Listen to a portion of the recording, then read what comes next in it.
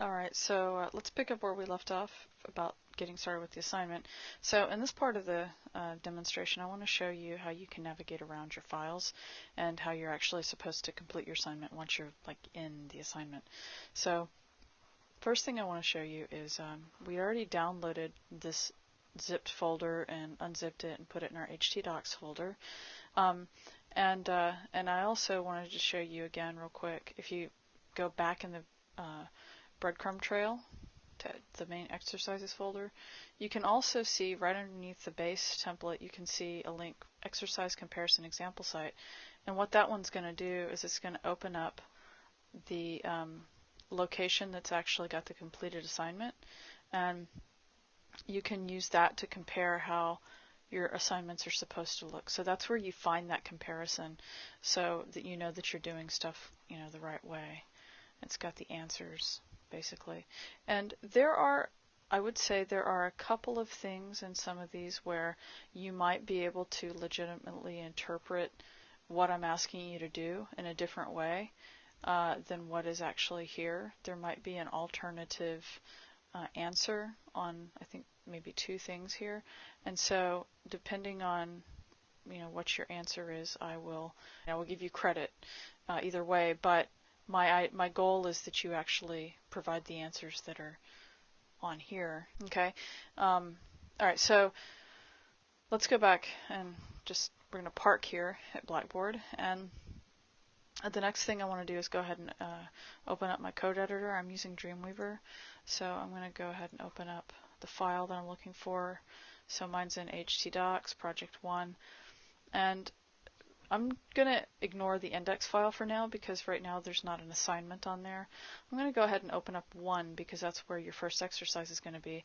And I should also tell you before you open this, it's really important that you don't start here. You need to start by watching the data type lectures and do some practice files and get used to that kind of stuff before you start here. Otherwise you're going to be lost.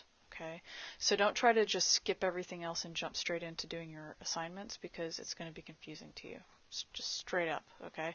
So I'm going to open 1.php, and while we're doing this, I want to show you a couple things. If you've been using Dreamweaver in the past, I want to show you some things that you should not do, okay? First off, a lot of you guys are used to using this little globe to preview stuff in a browser. Don't do that. With PHP, a lot of times it's just not going to work, okay?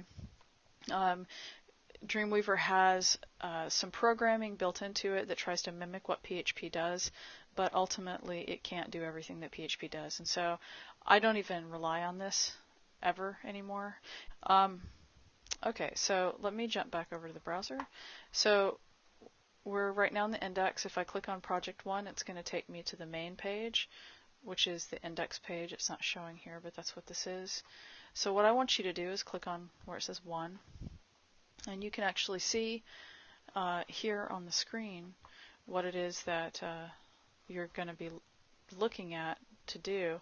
And I'm going to just, by the way, I have this as a fluid layout, so you should be able to have things scale into percentages and stuff. So I'm going to scoot this over, and I'm going to scoot this over as well so that we can kind of see a little bit of what's going on the other side. And you might be wondering, well, why don't you just do the split view? And you can do the split view. However, I personally don't care for the split view very much. But one thing that is really nice is that, for instance, where it has a PHP module right there and I jump to it, it'll automatically go to it. Now, I'm just going to get out of here though, because I just want to show you something in code view. Let's look at this file, okay? So the very beginning of the file, you'll notice that I've got a title. But one thing that I went ahead and I put in there for you guys, so if you wanted to look at it on a mobile device, is that I have it set for mobile device viewing and browsing so that it won't do the pinch and zoom whenever you go to a mobile device. So this is what that is. Alright, that's just regular old HTML. And we've got this header section. And by the way, this is an HTML5, so All of this is semantic markup. Now, this is where the content is, and this is supposed to say footer section. Sorry, start footer. I'll fix that before I give it to you. Anyway, so then underneath the content is the footer section. Well, let's look at this real quick. So what we've got is the header, this big gray thing up here, and then all of this, all of this is the content until you get down to here. All right, and then this big gray thing down at the bottom is your footer. Okay, so you might be looking at this going, well, where's all that content? All right, well, something that I'm going to just show you right up off the bat in PHP, and it's a little bit more of an advanced topic, but it's a really simple concept, so I'm just going to show you right now, is that I've got these set up so that the content section is being pulled on every single page, is being pulled from a separate file, and they're called include files. All right, an include function is one. It's considered to be what's called a control structure, because it's something that is a controlling structure for the page. So what this include function does is it's kind of like referencing a CSS file, so that what it does is it goes and it pulls the contents of that other file into this page. But the way that this works is that it pulls it into this page here. Well, it pulls this page into our current page 1.php as if the content inside of E1 was legitimately in this current page that we're looking at. All right, so what that means is that it's going to pull the contents of E1, and it's going to pull those contents right here in this section, and it's going to live inside this content section ID. Okay, so you can even see how that works here. Okay, all of this stuff that's the content, it's being pulled in just from this little include. Now, you might go, okay, well, where is this file living? Well, it's living in this pathway, and you should understand pathways pretty well. So let's look at our file structure, and let's jump over to htdocs, go to project 1, and if you go into your project 1 file, or your folder, you're going to see the 1.php. Well, that's the file that we're currently working on, that we currently have open. But what it's referencing, if you look at the pathway here, where it says include/e1.php, it's in the includes folder, e1.php. For most of your assignments, primarily what you're going to be doing for your exercises is you're going to actually be working on these folders, these files that are in the includes folder. So you don't necessarily, though, have to go straight here to open it. In fact, it's probably a good idea. I'm just going to minimize this. It's probably a good idea if you open, if you're in Dreamweaver, that is, if you open 1.php, because what it'll do is it'll reference the connected asset files. So that's the CSS file that's connected to it, and it's connected by this source code up here where it says link relationship is style sheet, blah, blah, blah, href CSS styles. And that's how it's pulling this file in. And then the same is true for that E1 file that's being included. This is actually all the content of E1, okay? One of the things that's nice about doing stuff like this in an include is that then your original source files are not all mucky and messy, and then really all you ever have to do is come here, you know, you can just change this stuff, but all of the other pages can be a lot cleaner, more succinct. Okay, so this is really the page that you're going to be working on the most. Now, and if you wanted to look at this and do a comparison here, we could go into Google Chrome, which I'm in. Let me close this. And I want to go to view. Well, first of all, I'm going to right click on strings, and I'm going to say inspect the element. And you'll see right off the bat, and I actually like to dock my stuff on the side or completely take it off, either one. So yeah, So you can do that either way down here. But I'm going to pull mine off to the side here. So you can see where it's got section, content, and everything that's in that section right here.